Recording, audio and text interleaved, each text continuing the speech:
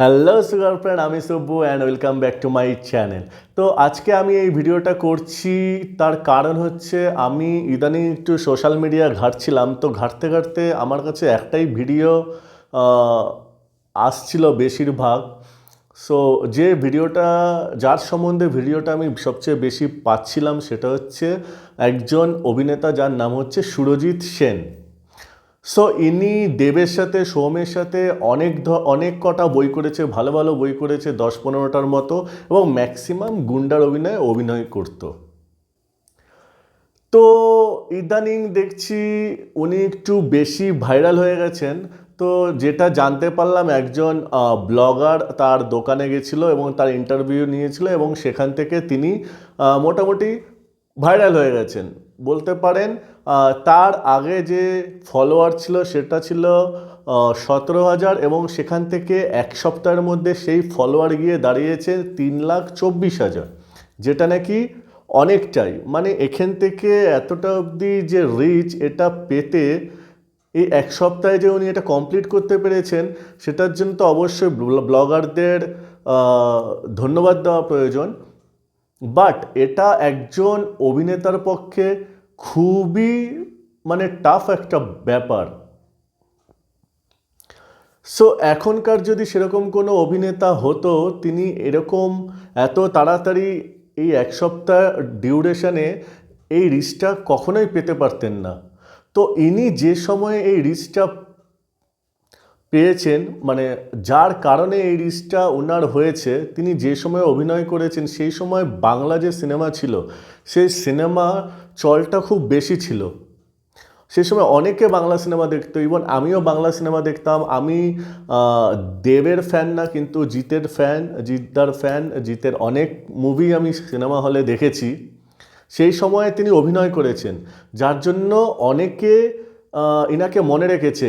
Even আমিও ইনাকে মনে রেখেছি, কারণ আমার মনে আছে 19-20 যে ম্যাগাজিন ছিল, 19-20 থেকে একটা শো হয়েছিল আমার যতদূর সম্ভব, ইনি এখান থেকে অডিশন দিয়ে তারপরে সিনেমাতে পরে চান্স পেয়েছেন, যেটা আমার মনে হয়।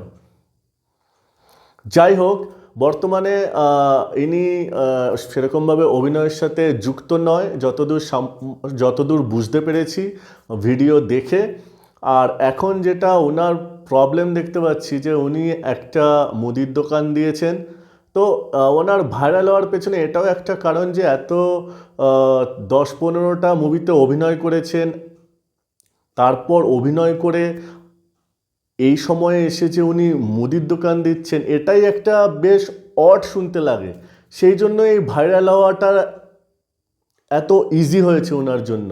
যাই হোক, ও শুনেছি ওনার বাবা অসুস্থ, এবং সেই জন্য উনি আপাতত এই মুদির দোকানটাই চালাচ্ছেন।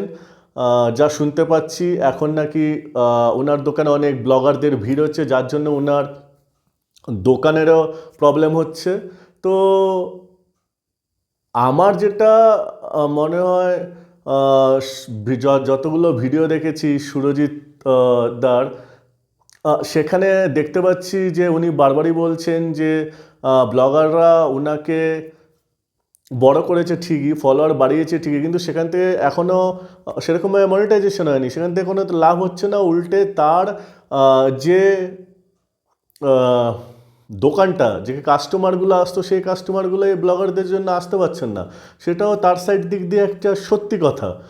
তো যারা ব্লগাররা আছেন, আমার মনে হয় সুরজিৎদার থেকে একটু এক্সট্রা টাইম নিয়ে যদি তারা গিয়ে সেখানে সুরজিৎদার সাথে কথা বলেন, বা সুরজিৎদাও যদি ব্লগারদের একটু এরকমভাবে একটু বাইট দেন, নিজের ব্যবসাটাও বজায় রেখে, তাহলে সেক্ষেত্রে মনে হয় সুরজিৎদারও লাভ আছে।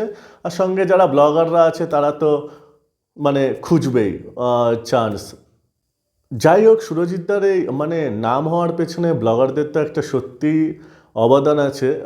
স্পেশালি যিনি নাকি ফার্স্ট ওনার সাথে ব্লগ করেছেন, অনেক অসুবিধার মধ্যে যাচ্ছে বুঝতে পারছি।